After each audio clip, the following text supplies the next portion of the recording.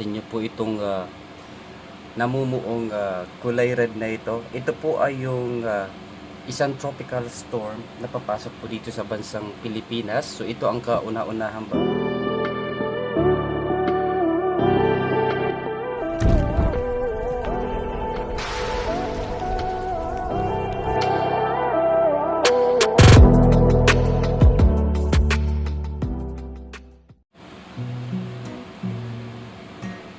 panahon overview po tayo dito sa ating bansa. So kung napapansin niyo po itong namumuong kulay red na ito po ay yung isang tropical storm na papasok po dito sa bansang Pilipinas. So ito ang kauna-unahang bagyo na papasok dito sa ating bansa at ito ay tatawagin tropical storm na si Orin or tropical depression Orin.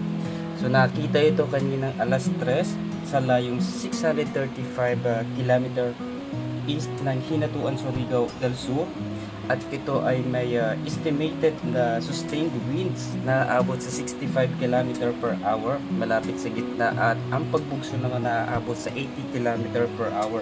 So ito ay kumikilos pa rin northwestward sa bilis na 10 km per hour.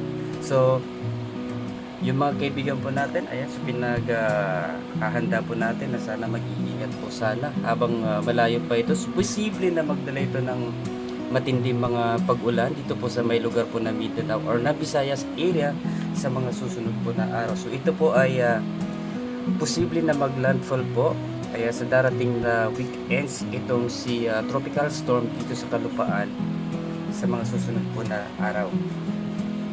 So mag-iingat po lahat mga kababayan po natin na posible pong daanan nitong si tropical storm na si Orin. So habang maaga pa, so maging alerto po tayo lahat na po. So yan lang ang ating update sa gabing ito.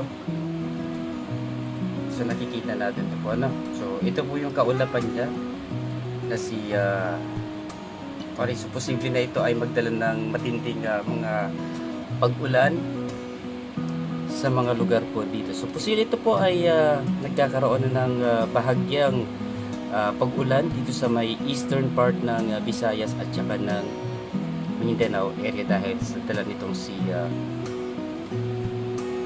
tropical depression na si Orin.